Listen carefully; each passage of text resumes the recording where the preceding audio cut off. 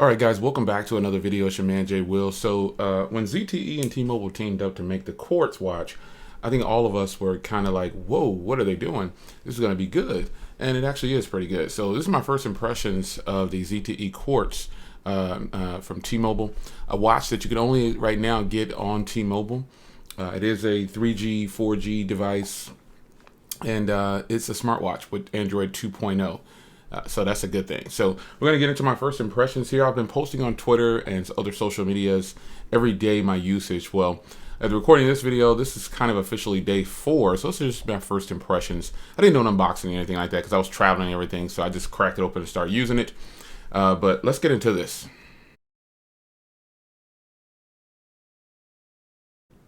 All right, guys, so here's the watch. This is a close-up of this watch. This watch is really stunning if you take a second and look at it. The hardware and everything on it, it's actually really, really good. We'll look around the hardware towards the end of this video, but this is a close-up of the watch. So I have always on display turned on, and I'll get into that and how it affects you with battery life and things like that. But for now, this is just a a watch face that I have because I like certain things on a watch face, and I don't want to clutter down the watch face and have it with just things that I'm actually not going to use. So as you can see here, I just have the battery, time, weather, the date, and my steps. That's pretty much all I need. And the little 2 there that you see is actually notifications that you swipe up from the bottom, and you can see my Chase deposit was accepted. My eBay purchase that I made was good. And those are the 2 notifications. So here's the specs of the phone, the watch. It has Android 2.0, Android Wear 2.0, 1.4 OLED display, Gorilla Glass 3, and they stress that it's the full circle because some have the cutoff at the bottom. It's got a speaker obviously for phone calls and a mic and everything. It's Bluetooth, obviously. You can track with Google Fit. It's got a 1.1 gigahertz quad core processor in here, and Google Play and things like that. But most importantly about this smartwatch is one of the few smartwatches that has a big battery. This one actually has a 500 milliamp hour battery. Now, real world usage, right now I'm still, and again, this is only day 4, so the battery life is not where I want it to be. It can make it a full day, but I found that I need to charge at the end of every day. When I say a full day, I don't mean 24 hours at this point. I mean a full work day. So I've gone about 16 hours, maybe about 16 hours. And that's actually pretty good. So when you want to get to your settings menu, you can just swipe down. And also in here, you've got the battery, signal, and date, and some brightness settings, and do not disturb, airplane mode, volume, and your settings button. So also when you swipe this way, you can change the watch faces, but also if you swipe this way, change it. That's something that I'll start by saying I don't understand that design element of Android Wear. I don't know if it's Android Wear or just this watch, but if you swipe this way and you're not like in a menu or something, it's going to change your watch face, and I don't get that. I think it became very annoying at the beginning, and so I've kind of, my muscle memory kicks in, and I know not to swipe on this screen unless I'm actually inside of something like notifications or something like that. But let's go ahead, and you've only got one button on the side here.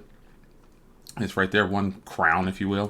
So if you press that, it'll take you into your basically settings menu or app tray, if you will. Now, I don't have much on here, as you can see, and that's the way I want it. So I set an alarm. So I like that it has the most recent things up there. It gives you the most recent 2. And then you've got your agenda, your alarm, your contact, find my phone, Fit, and I installed Fit, and you can set a workout on here if you decide that you just tell it what you're going to do. I'm going to be running, walking, biking, treadmill, stationary bike, all these different things that you can do. But I just have the Fit there for my steps and counting calories and things like that. That's all. And the flashlight, basically when you hit that flashlight, it lights up the screen like really bright, and it gives you a bright screen. And then you've got your messages, your phone calls, and you can go into the Play Store, your reminders, your settings, stopwatch, timer, translate, and weather, and my Google feed, which I think is really nice. And this does have Google Now. And if you just long press on the crown, the button on the side, it'll bring it up and ask you what you want to do. So you can change watch faces here, but it's just better to just swipe on the screen. Here's where the phone doesn't, I keep saying phone, here's where the watch doesn't do as well as I thought it would. The brightness outside is almost non-existent. I put it on 5 and you can barely see it. So indoors, this watch is fantastic, but if you do run your watch on 5 a lot, you definitely won't get that much battery life. But I keep it on 3. Since I wear glasses, I got to keep the font on large.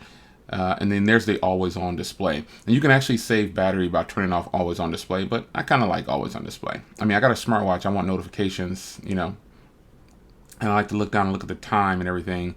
But on this cycle, I'm on day 4 and I'm going to turn off always on display when I start my next round of cycles for the battery testing. So sound and notifications, obviously, this is an easy one. Media volume, alarm, vibrate for calls, things like that. You know, it's nothing in there. And as far as apps go, you got your system apps. It's Android Wear, so it's got all the system apps, everything that's in there. That's it. It does have gestures. You can tilt to wake, which is a feature I use all the time. Then you've got wrist gestures. You've got launch tutorial. It'll tell you how to use those as well. And you can click on more tips. Never really seen anything with more tips built inside like that in the smartwatch. But connectivity, you've got Bluetooth, Wi-Fi, cellular, airplane mode, location on device only. Accessibility here. In accessibility, you've got magnified gestures, text-to-speech, talkback, power buttons, call, things like that. And then personalize, obviously you can personalize the device. So you've got input methods here. You've got the Google handwriting, and then you've got the Google keyboard. You can actually add keyboards too. You got your accounts in there, smart reply, and then you've got the famous face that I just will not say it because it's gonna do it. And it does come. You do have a password on here that you can turn on, but I keep it on so when the phone is up. Oh gosh, I review so many phones. I apologize. When the watch is locked. Like if I take it off, like I'll do it right now. I try to access it. It should ask for my password. Well, I guess it needs a second to lock, but it'll lock. But here's the watch itself. The hardware on here is stunning to say the least, man. This is some really good hardware. I really like this. I need to take off this IMEI tag. Never take it off. I just put it on and start using it. But here it is. This is for the cradle, for the charging dock. This is what you get. And these are only $9 and they're out of stock right now. Buy one of these if you have this watch. Buy an extra one because this is definitely a plus. But this, and obviously I have a different watch band. This watch band is a watch band that I'll be talking about in another video. The stock watch band is cool. But this watch band is a leather watch band. And I'll talk about that in another video. But comparing this watch next to my one of my watches, I should say, with this band on here, it definitely is a great competitor for this watch. But not having Android Pay and not having some kind of pay system built into the watch, you know, that's where Samsung wins. Samsung Pay is just one of the best.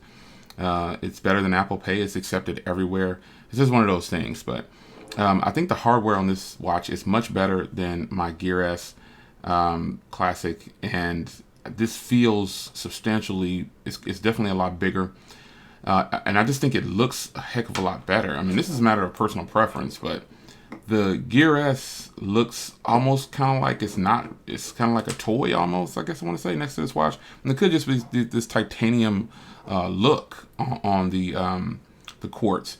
But when it comes to watch faces, there are several that you can choose.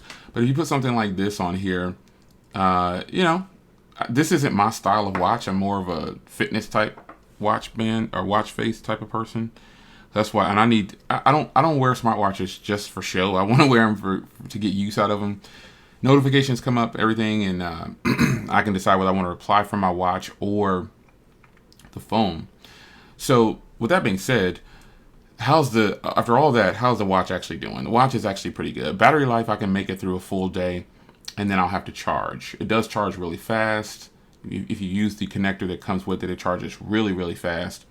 The display on here, good display, not too good outside.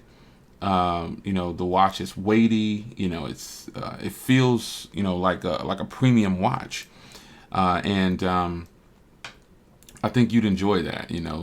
It's just the screen is not as good as I want it to be, but it's doable. It's manageable. It's got an OLED display, but the display on this watch is much brighter and way more vivid outside.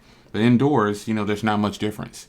So my impressions of this watch right here, it's definitely a competitor. The difference in these watches is, are you willing to sacrifice a couple things to save a couple $100? And it's totally yes.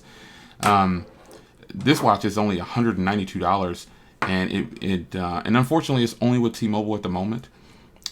So if they were to sell this just outright for $192, it would be even better. But the look of this is stunning, and the performance of it is, I haven't had any lag. I think it's got 768 megabytes of RAM, 4 gigs internal storage. It's just running really smooth, and this actually runs smoother than you would think. I just haven't had any issues with it in the first 4 days of using it. And again, I think the only drawback might be that the screen isn't as bright in direct sunlight as this watch right here and several other watches. But other than that, the battery's good. This watch right here actually lasts over a day, with everything turned on. This one lasts just under 24 hours. Now, I just got this one, so this one's not broken in yet. Still getting used to my habits of use, but I think this is definitely a winner so far, man. I have no complaints about this watch at this point, except for the screen not being that bright outside. And other than that, it's a definite purchase for it. It should be for you if you're looking for an affordable smartwatch. Works with Android and iOS, obviously. So just a quick walkthrough and my first impressions. I'm totally impressed. This is a great watch. It looks good. I like it. So there'll be more to come. I'll give you some more information on this watch band that I'm using. And I'll see you guys in the next video. It's your man, Jay Will. Take care, guys. Take care.